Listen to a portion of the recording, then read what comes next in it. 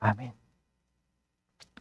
네, 아브라함의 생애 19번째입니다. 소제목으로 증인, 그리고 제목으로는 하나님은 당신을 도우십니다. 우리 한번 제목을 한번 읽어볼까요? 시작. 하나님은 당신을 도우십니다. 이거 누가 한 말일까요? 네, 하나님은 모르는 이방 사람 아비멜렉 왕이 한 말이에요. 그거에 대해서 한번 함께 말씀을 나누고자 합니다.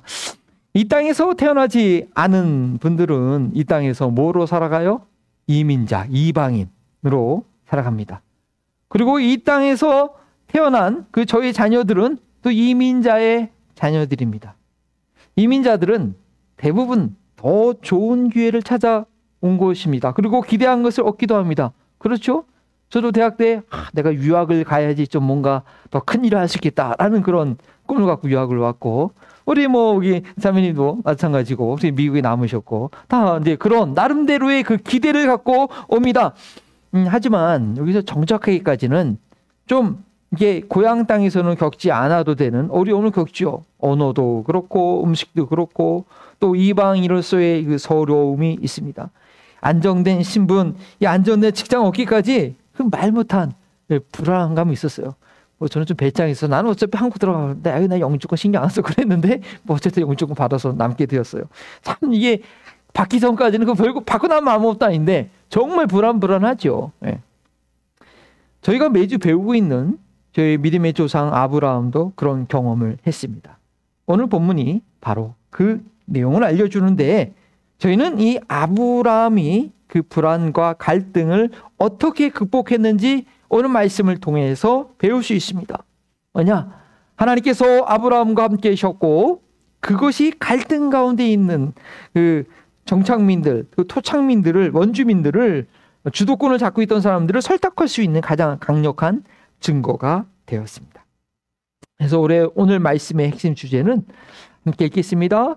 하나님과 함께함이 이웃에게 증거가 된다.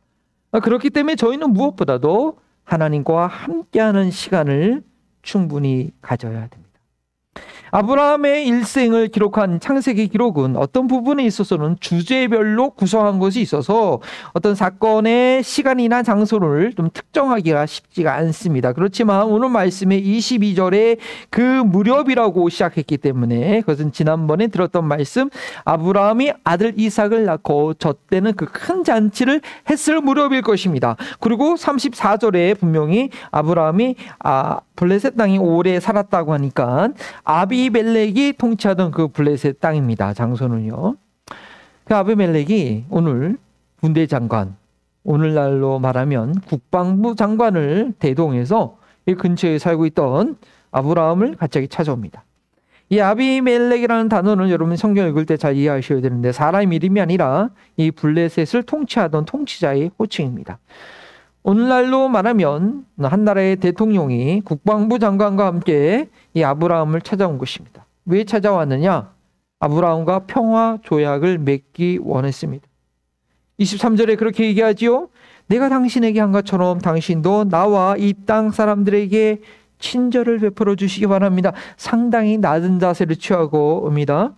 그 당시에 정착민이요 힘 있는 권력자가 먼저 이방인, 이런 이주민인, 이민자인 아브라함을 찾아와서 이런 말을 한다는 것이 좀 자연스럽지는 않습니다. 그러나 이유는 있었습니다. 왜냐? 22절이죠. 하나님은 당신이 무슨 일을 하든지 당신을 도와주십니다 라고 얘기를 합니다.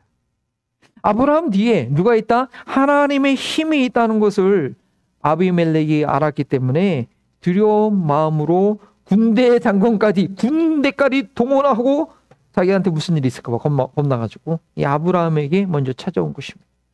아비멜렉이 아브라함에게 하나님께서 함께 하신다는 그 고백을 먼저 하면서 아브라함과 평화 조약을 맺으려고 한 이유는 표면적인 이유가 있고요. 또 숨겨진 이유가 있습니다.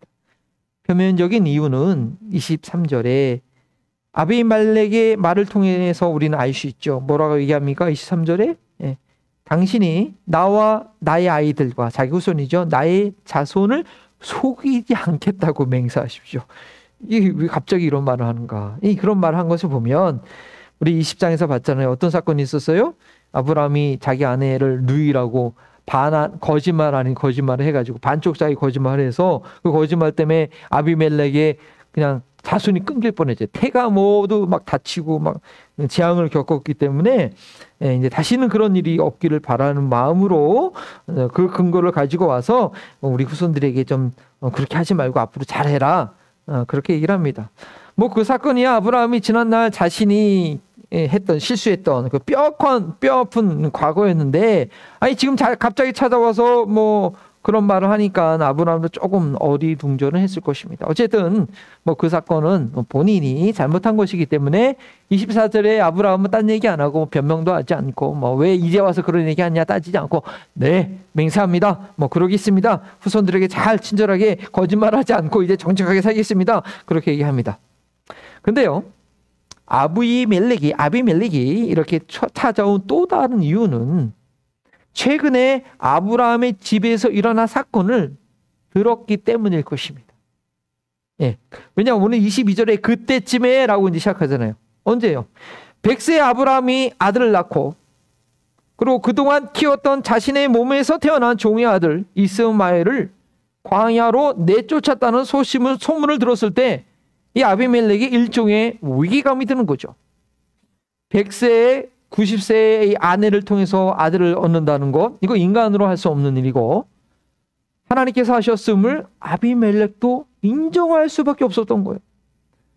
자신이 사라를 취하라고 했을 때 온 지방에 재앙을 내리시고 꿈에 나타나서 경고하셨던 그 하나님께 대한 두려운 마음이 다시 한번 퍼뜩 든 거죠. 그 소문을 듣고 나니까. 이렇게 태어난 아들 이삭이 성장해서 앞으로 어떠한 영향력을 자기들한테 끼칠 줄 모르거든요. 아버지보다 더 할 수 있다. 그런 두려움이 있었던 것 같아요. 그러니 예전에 내가 당신에게 많은 소요와 양과 종들을 주면서 사라를 돌려보냈던 것처럼 당신도 나의 후손들에게 친절하게 해달라고 요청합니다. 17년 동안이나 양육했던 아들 이스마엘을 광야로 내몰았던 것처럼 자신의 후손들을 거칠게 대하지 말라는 그런 당부도 있는 것입니다.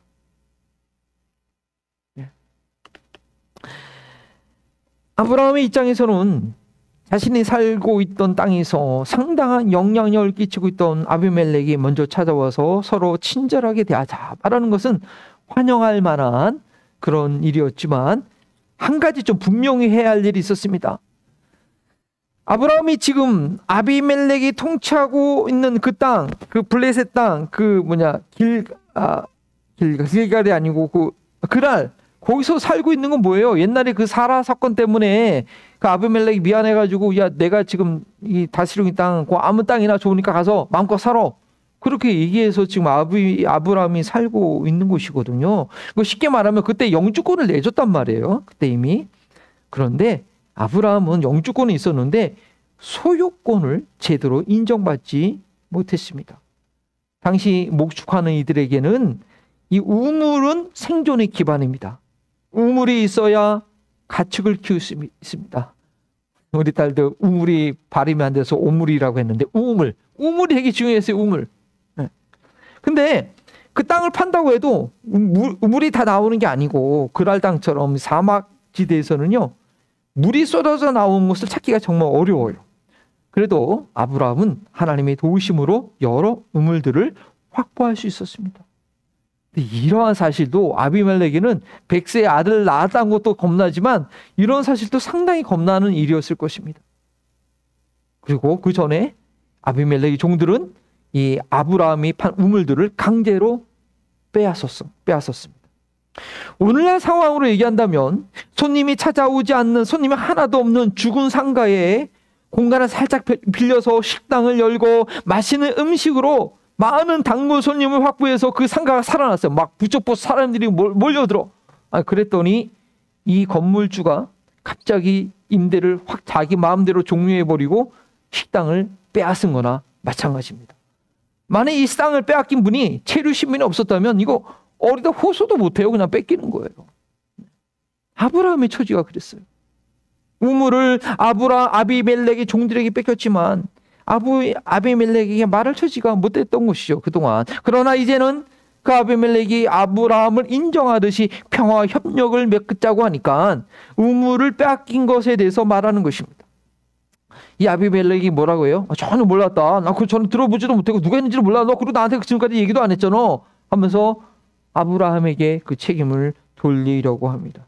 그래서 어떤 분들은요, 이 본문을 해석하면서 그렇게 얘기해요. 아마도 아비멜렉은 그 종들이 아브라함의 우물을 빼앗은 것을 이미 알고 있었고, 그럼에도 불구하고 또 아브라함이 또 우물을 파고 또 우물을 발견하면 막 그러고 막 잘 사니까 겁나가지고, 그래서 겁나서 지금 아브라함을 찾아온 것이다. 딱 모른 척, 아브라함의 자기한테 얘기 안 했으니까 모른 척하고 얘기하는 것이다라고 그렇게 확대 해석을 하기도 합니다. 아브라함은 구차하게 자신이 당한 일을 말할 수 없었고 또 말하기도 원치 않았을 것입니다.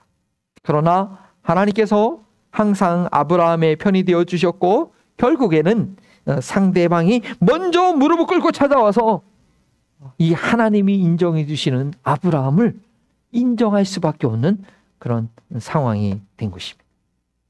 저희가 이 땅에서 하나님의 자녀로 살아갈 때 세상에서 이런 일을 당할 수 있습니다. 미국에서야 그럴 일이 많지 않겠지만 한국처럼 아직 크리스찬의 비율이 적은 사회에서는요, 직장에서 교회 다니는 사람들이 소수잖아요. 그러니까 교회 다닌다는 이유만으로 같이 회식할 때 술 안 먹고 일요일 날 주일 날 일 안 한다는 이유로 미움이나 아니면 편견의 대상이 될 수 있습니다. 그럴 때 저희가 어떻게 해야겠습니까? 실력을 키웠다가 나중에 혼내줘요. 내가 승진하면 이 녀석들을 그렇게 해요? 아니요. 오늘 여러분 읽었지만 예수님께서 제자들에게 어떻게 가르쳐 주셨어요? 어떤 사람이 땅을 기업으로 얻는다?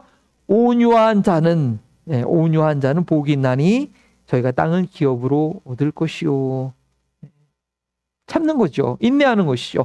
우리는 최소한 우리 스스로가 자신의 변호자가 될 필요는 없습니다. 그래서는 영향력을 발휘할 수가 없습니다. 하나님께서 우리를 변호해 주셔야 합니다.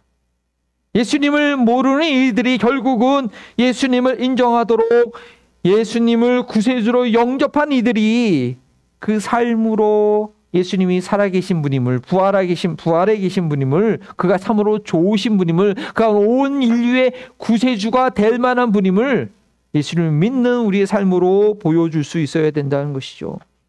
하나님께서 하나님의 자녀들을 지켜주시고 복 주시는 것을 그들의 옆에서 경험하면서 자신들이 한 행동에 대해서 두려움을 느낄 수 있어야 돼요. 두려움. 기억나는 사건이 있는데, 군대 있을 때 내후반에서 이제 얼마 안 갔는데 막 선임병들이 노래 시키죠. 노래 시키는데 무슨 아는 가사가 있어요. 가요가 있어요. 그래서 찬송가를 해요. 찬송가. 뭐 불렀냐? 갈보리 언덕인가 불렀어요. 그랬더니 저는 뭐냐고 해가지고 막 나중에 선임병 흘렸는데 그 다음날 내후반이 뒤집어져서 나 괴롭혔던 병장들 다 간부한테 다 끌려가 혼난 일이 있었어요. 그 기억이 갑자기 원고 없는 내용이야. 갑자기 그런 일이 있었어요. 그 두려움을 느끼게 해야 돼요. 제가 여러분들에게 이런 말을 하는 게 좀 이렇게 좀 죄송한데 그 아내가 제가 이제 옆에 사람들하고 관계를 할 때 한 가지 안타까워하는 게 있어요. 최근에도 저한테 그런 얘기를 하는데, 좀 사람들이 또 성도들이 좀 이렇게 목사 좀 잘못하면 얘기도 하잖아요, 그죠? 그렇게 얘기하면 그거 좀 듣고 있지, 그 뭐 이렇게 변명을 하냐고. 그냥 듣지 뭐 그렇게 이래서 이랬다 저래서 그럴 필요 없다는 건데 제가 좀 그런 경향이 있나 봐요. 그래서 제가 몇 번을 아내하고 약속한 적이 있는데 그게 잘 안 돼요. 누가 뭐라 얘기하면 이건 이래서 이렇고요. 막 그게 사역을 하다 보면 그런 일이 있거든요. 자꾸 나 자신을 이제 변호하려고 하는 그런 성향이 있더라고요. 그래서 이제 그렇게 하면 안 되겠다. 이제 오늘 말씀 준비하면서도 그런 생각을 합니다.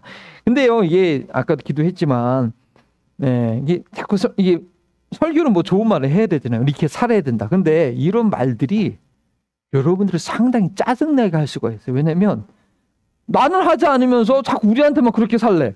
그거 얼마나 짜증나요. 제가 요즘에 그걸 느끼는데 이게 자꾸 옆에서 누가 이렇게 본인은 못하니까 말로 시키거든요. 하긴 해야 되는데 좀 짜증나요. 그러면 이해는 되죠. 몸이 아프니까 말은 못하니까 내가 하니까. 근데 몸도 멀쩡한데 말만 하고 옆에서 안 해. 그럼 그 사람이 한 말 이제 안 되죠. 짜증나죠. 근데 목사가 맨날 교회에서 좋은 얘기 하는데 뭐 사는 건 뭐 우리랑 똑같아. 그러면 설교 들을 때보다 짜증날 것 같아요. 그래서 야, 이거 사람들 조심해야겠다 하는 생각이 들어요. 근데 요즘 태세가 뭐 그냥 뭐라고 해요? 그 듣는 사람도 그렇고 뭐 설교하는 사람도 그렇고 어차피 말씀대로 뭐 행하지 너나 나나 다 행하지 않으니까 그냥 서로 부담 없이 말하고 그냥 부담 없이 듣는 뭐 좀 그런 교회가 되면 이 세상에 맛이 있는 소금이 돼서 밟히게 되는 거죠. 예. 그래서 어쨌든 목회자도 뭔가 권면할 때는 좀 무게 있게 해야 되고 저희들도 하나님의 말씀이라고 한다면 정말 그걸 무게 있게 잘 받아들이고 하나라도 이렇게 하려고 실천을 해야 됩니다. 그래서 저희가 교제할 때 늘 그 적용을 얘기하고 적용에 대해서 얘기를 하는 거예요. 근데 뭐 한 번에 다 못한다고 실망할 필요 없어요. 이빨 교정할 때 보세요. 뭐 이빨 교정하는 것도 얼마 걸렸어요? 1년? 6개월? 2년? 예. 그 끼고서 조금씩 그 틀어요. 얼마나 아파 처음에. 참 바뀌는 거 아파요. 상처도 받고요. 오해도 나고 교회 가기도 싫고요. 맨날 목사님이 나한테 잔소리하니까 교회 가기도 싫고 그럴 수도 있어요. 예, 그래도 이렇게 조금씩 쪼이면 언젠가 아름다운 이가 되잖아요. 그죠? 예, 그래서 우리는 좀 서로 부담을 갖고 한 말씀이라도 성령의 감동이 있을 때 확 잡아야 돼, 그거를. 그래서 본론으로 들어오면 저희는 자꾸 자신이 억울하다고 생각이 들면 어떻게 해서든지 자신의 정당함을 증명하라고 막 여러 가지 설명을 해요. 그리고 결국 그것도 안 되면 그 사람이 나빴어.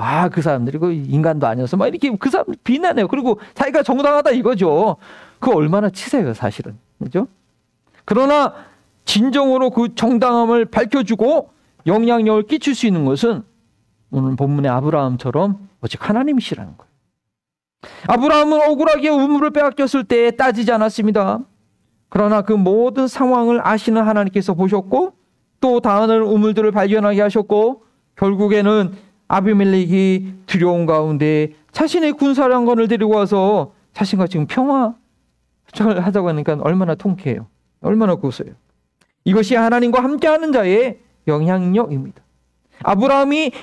아비멜렉이 아브라함의 삶 가운데 그것을 본 것입니다. 우리를 증명해 주시는 것은 하나님이십니다. 그래야 합니다. 스스로 증명해 보이려는 것이 아니라 사람 수준에서 인정해 주는 것이 아니라 하나님께서 인정해 주실 때 그 영향력의 여파가 상대방을 감동시키고 변화시킬 수 있습니다. 하나님께 인정받아야 영원한 나라에서도 인정받게 됩니다. 하나님을 의지하는 것에 훈련이 된 아브라함은 이 아비멜렉과 언약을 맺을 때 아주 넉넉한 자세를 갖습니다. 먼저 평화 조약을 원했던 아비멜렉은 빈손으로 왔어요. 아무것도 가져온 것이 없는데 아브라함은 자신의 양과 소를 끌고 와서 아비멜렉에게 언약의 증표로 줍니다. 예전에는 아비멜렉이 아브라함에게 양과 소를 줬지만 이제는 아브라함이 넉넉하게 아비멜렉이 줍니다. 아비멜렉이 지금 많이 좀 곤란한 것 같아요. 좀 경제상이 안 좋은 것 같아요. 근데 그것으로 끝나지 않았습니다.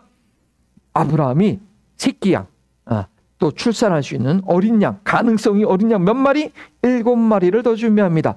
그래서 아비멜렉이 이 새끼양들에 대해서 이미 자기는 많이 받았는데 새끼양을 또 따로 내세우니까 의아해서 묻죠. 그때 아브라함이 뭐라고 합니까? 자신이 판 우물들이란 소유권을 확실히 말합니다. 아비멜렉이 아브라함에게 준 새끼양, 암양 7마리를 가지는 대신 뭐라고요? 아브라함이 아비멜렉의 땅에서 그의 땅에서 판 7개의 우물을 아브라함의 것으로 확실히 인정하라는 것이죠. 이번에는 아비멜렉이 아브라함의 요청을 받아들이고 그리고 맹세합니다. 그리고 그것은 그 둘은 그곳의 이름을 브엘세바라고 합니다. 이 성경 밑에 설명해 보면 브엘세바는 무슨 뜻이냐? 맹세의 우물 또한 7개의 우물이라고 그렇게 말하는 것이죠. 드디어 아브라함이 이 가나안 땅에서 이방인으로서 무엇을 했어요? 부동산 등기를 했어요. 부동산 등기. 내 힘으로 땅을 산 거예요. 와우! 이삭을 얻었을 때만큼이나 감격스러운 순간입니다. 가축과 종들이 많이 있었어도 그들이 살 땅에 대한 소유권을 주장할 만한 근거가 없었는데 드디어 이 가나안 남쪽 그랄 땅에서 우물을 통해서 이제 소유권을 아비멜렉을 통하여서 인정을 받은 거예요. 유산을 물려받을 아들 이삭도 생겼고 그 유산을 확실하게 물려줄 수 있게 된 것입니다. 이제서야 하나님께서 75세 때 30년 전에 약속해 주셨던 이 땅을 내 자손과 내 주겠다라는 그 약속이 눈에 보일 듯 손에 만질 듯 합니다. 아비멜렉이 블레셋 땅으로 돌아가자 아브라함은 그 브엘세바에서 한 가지 일을 더 합니다. 32절이죠? 33절이죠? 아비멜렉과 언약을 맺은 것이 전부가 아니었습니다. 사람과 맺은 언약, 우리는 그것을 의지해서는 안 됩니다. 나도 성경 읽어보세요. 어떤 일이 생기는가? 아브라함이 죽은 이후에 이 아비멜렉의 종들이 또 와가지고 아브라함의 아들 이삭이 거부가 됐거든요. 그러니까 시샘이 내가지고 그렇게 약속해놓고 나서는 그 우물들 다 메꿔버렸어요. 소용없어요. 그 언약 맺어놓은데. 예. 그 자기 후손들에게 서로 친절하게 하자고 먼저 평화 언약을 맺어놓고서는 다음 세대에 이르러서 먼저 파괴하고 맙니다. 저희가 맺고 의지해야 할 언약은 변함없는 하나님과 맺은 약속입니다. 저희가 하나님과 약속 맺을 때에 우리는 변할 수 있어요. 우리는 뭐 이렇게 한다고 해놓고 잊어버려. 이렇게 안 해. 그래도 여전히 그렇게 하나님께서 약속을 맺으신 하나님은 변하지 않고 그 자리에 변하지 않는 산처럼 서 계시기 때문에 언제든지 우리는 돌아와서 그 언약, 그 하나님을 의지할 수 있습니다. 아브라함은 그 브엘세바 7개의 우물, 맹세의 우물에서 무엇을 심었어? 에셀 나무를 심었습니다. 그리고 영생하신 하나님의 이름을 부르며 예배했습니다. 아브라함은 아비멜렉과의 언약을 의지하지 않고 영원토록 변화없으시고 영원토록 계시는 하나님을 의지했습니다. 그 하나님의 이름을 부르며 예배했습니다. 에셀 나무가 뭔지 아십니까? 저희는 여기서 볼 일은 별로 없죠. 되게 가느다란, 입이 가느다란 그러한 또 뿌리가 깊이 내리는 그런 상록수, 늘 푸르는 그런 나무입니다. 입이 가느니까 수분이 잘 증발하지 않아서 물이 없는 곳에서도 또 오랫동안 생존할 수 있는 사막지대에 많이 심는, 많이 자라는 나무라고 합니다. 누가 일부러 뽑지 않고서는 가뭄이 들어도 몇 시대에 거쳐서 그 아비멜렉과 언약을 맺었던 그 브엘사바에 그대로 남아 있을 만한 나무입니다. 그래서 아브라함이 그 에셀나무를 심었습니다. 물론 이 에셀나무가 영원하지 않지만 당분간은 그 나무를 볼 때마다 이제 증거가 될 것입니다. 저희는 잊지 않기 위한 기념이 될 만한 것들을 세워놓습니다. 돌비석을 세우기도 하고 머릿돌에 세기도 하고 사진을 현상에서 걸어놓기도 하고 아브라함처럼 기념수를 심기도 합니다. 저도 중학교 때 한참 은혜 받고 막 해서 어떻게 좀 장학금 받은 게 있어가지고 교회에다 나무를 상록수를 하나 심어놨던 그런 기억이 있는데 그 나무가 아직도 있는지는 모르겠어요. 이렇게 한동안 이렇게 그런 일을 하기도 해요. 사람의 이름으로 길 이름을 만들거나 지나다 보면 사람 메가더 드라이브 그런 거 보잖아요. 아니면 장학재단, 어떤 사람의 이름을 세워서 장학재단을 세웁니다. 최대한 그 사람을 기억하기 위해서죠. 그러나 몇 세대가 지나고 나면 그 죽은 사람 기억하는 사람은 없어요. 그냥 이게 메가더가 누군가, 이게 누군가, 그 사람, 나하고 지금 살아있는 나하고는 상관없으니까. 근데 이름만 남을 뿐이지 나와는 상관없게 됩니다. 그러나 아브라함은 영생하신 하나님을 예배했습니다. 지금도 살아계신 그 하나님을 높이는 것입니다. 아비멜렉과 맺은 언약을 의지하는 것이 아니라 그것을 잠시 기억시켜줄 에셀나무를 심고 끝난 것이 아니라 영생하신 하나님을 이루며 예배했다는 것입니다. 예배는 하나님과의 교제입니다. 하나님을 높이고 하나님께 영광을 돌리며 하나님께서 주시는 영광을 경험하는 시간입니다. 예배가 참 중요합니다. 어디 가든지 먼저 예배하는 삶을 살아야 됩니다. 하나님의 임재를 경험하는 시간입니다. 그래서 우리는 매일같이 예배하지만 특별히 이 시간과 장소를 구별하여 하나님의 임재를 구하는 것입니다. 아브라함에게는 어디를 가든지 하나님을 인정하고 하나님을 높이는 예배의 삶이 있었습니다. 그렇기 때문에 하나님께서 그와 함께 하시는 영향력이 주변에 나타난 것입니다. 그것을 아비멜렉이 보고 인정하게 된 것이죠. 주변에요, 주일 예배를 잘 드리다가 여러 가지 사정으로 예배하지 못하게 된 그런 사람들 다시 만나게 되면 그 느낌이, 제가 목사라서 그런지 모르겠죠, 예전과 같지 않아요. 그 느껴지는 느낌이 예배 드렸던 사람하고 그렇지 않은 사람하고는 달라요. 하나님을 예배하는 자와 그 예배하지 않는 자의 그 영성은, 그 안에 있는 영혼은 다릅니다. 영생하시는 영원하신 살아계신 하나님을 진정으로 예배하며 그분과 교제가 있는 영혼에는 하나님의 임재의 흔적이 있습니다. 여러분은 못 느끼겠지만 하나님의 그 흔적을 그 영혼 가운데 새겨 주십니다. 불과 몇 년 전만 해도 아비멜렉에게 창피를 당하듯 쫓겨났던 아브라함이 오늘 이렇게 당당하게 하나님을 증거하는 이가 된 것은 영생하는 하나님을 정성을 다해 예배하는 자가 되었기 때문입니다. 예배하는 나의 삶에는 나는 미처 모르는 하나님께서 나의 삶을 확증시켜 주시고 변호해 주시는 것을 내 주변에 있는 이들이 알게 되는 흔적이 있게 된다는 것입니다. 저희 남은 십자가 제자교회는 이제 시작하는 개척교회로서 무엇보다도 복음 증거에 열심을 내야 합니다. 그래서 전도지도 이시도 편지로 잔뜩 사놓기는 해놨는데, 그런데 중요한 것은 저희 교회는 하나님의 살아계심을 증거할 수 있는 교회가 되어야 합니다. 저희 교회에 오는 이들마다, 여기서 예배하는 이들마다, 저희와 교제하는 이들마다 예수님의 주되심이 저들에게 증거가 되어야 합니다. 그런데 그것을 저희 스스로 할 수 없다는 것입니다. 그들이 보게 해야 합니다. 우리 삶 가운데 함께 하시는 예수님이 느껴지게 해야 합니다. 그래서 이 세상에서 아무것도 부족함 없이 잘 지내시는 이 비지터 분들에게 어떻게 복음을 증거할까? 저는 저희 아내한테 기대가 있습니다. 아내가 회복되는 그 순간 살아있는 확신의 증거거든요. 부담 갖지 말고 그래도. 예. 지난주에 새로 오신 비지터 가정을 따로 만나서, 제가 스타벅스에 만나서 여행 이야기도 하고 자녀 교육 얘기도 하다가 헤어지기 바로 전에 5분 남겨놓고 두 손 전도법, 야외 예배에서 했던 그 두 손 전도법으로 복음을 전했습니다. 물론 바로 영접하리라는 기대는 하지 않았지만 그래도 혹시나 했는데, 역시나 그 기회는 복음을 심는 시간이었죠. 제 타임에 내가 거두지 못했다고 심할 것이 아니라 계속 관계를 유지하면서 나의 삶 가운데, 우리 교회 가운데 역사하신 하나님을 그들이 직접 보고 그 하나님을 인정하도록 해야 될 것입니다.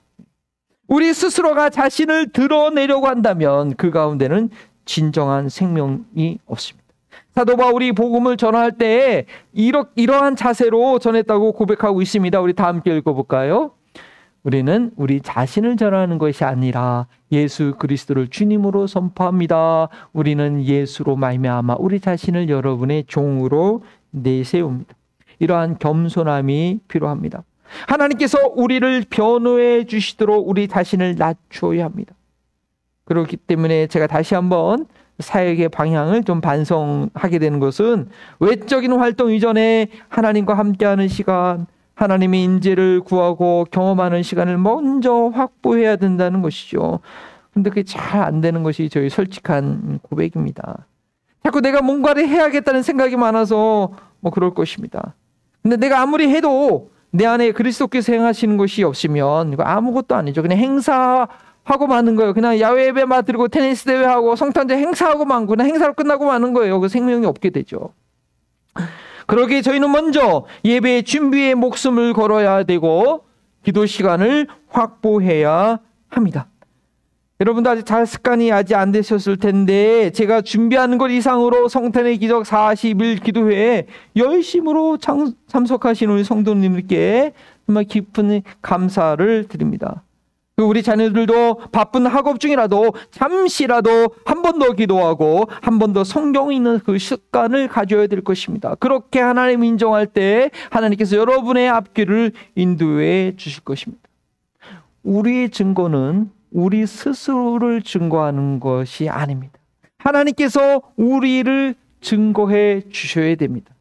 사람들이 부정하지 못할, 오직 하나님께서만 할 수 있는 일이 우리의 삶을 통해서 나타나야 됩니다. 그렇기 때문에 우리는 더욱더 힘써 하나님의 임재를 갈망해야 됩니다. 하나님의 임재가 있는 곳에 나아가야 합니다. 성령 있는 곳에, 새벽 기도 드리는 곳에, 예배하는 곳에, 성도와의 교제가 있는 곳에 저는 힘써 나아가야 됩니다. 영원토록 계신 하나님과 교제하기를 힘써야 됩니다. 우리가 어떻게 그 영원토록 계신 하나님과, 그 창조자 하나님과 교제할 수 있겠습니까? 그 전능하신, 그 거룩하신, 그 모든 것이 말 한마디에 가능하신 그분과 어떻게 우리가 친구가 될 수 있겠습니까? 성탄의 기적이 있었기 때문에 가능합니다. 예수님께서, 하나님의 본체이신 예수님께서 이 땅에 육신으로 오셨고 나의 죄를 위하여 돌아가셨고 부활하셨음을 내가 믿기 때문에, 하나님께서 나를 위하여 행하신 그 일을 내가 받아들였기 때문에 나는 하나님의 자녀가 되었고 하나님의 친구가 되었고, 언제든지 그 예수님의 이름을 부를 때마다 하나님께서 우리와 가까이 하십니다. 그래서 우리가 뭔가 무엇을 하기 전에 먼저 하나님의 자녀됨을, 하나님이 나를 기뻐하신다는 것을, 하나님께서 우리 부모님들의 자녀들이 행복한 삶을 살기를 원하고 모든 걸 해주고 싶은 것처럼 하나님이 나의 행복을 위하여, 나의 행복한 삶을 위하여 나를 기다리고 계신다는 것을 기억하시면서 주님께 나아가기 힘쓰는 저희 모두가 되길 바랍니다. 기도하시겠습니다. 주님 감사합니다. 우리 남십자가 제자교회를 통하여 이 지역사회 가운데 하나님께서 살아계심을, 하나님께서 우리를 얼마나 사랑하고 계심을 아버지 증거하실 줄 믿습니다. 우리가 그 하나님의 신실하심과 계획하심과 인도하심을 믿고 날마다 주님을 기쁘시게 해드리기를, 날마다 하나님께 가까이 나아가기를 힘쓰는 저희 모두가 되게 하여 주시옵소서. 아직 그 하나님의 사랑을 신뢰하지 못하거나 느끼지 못하거나 경험하지 못한 영혼들이 있다면 우리 예배를 통하여, 말씀의 교조를 통하여 성령의 운행하심이 우리 모임 가운데, 우리 교제 가운데, 우리의 사역을 통하여 나타나게 하옵소서. 감사하며 예수님의 이름으로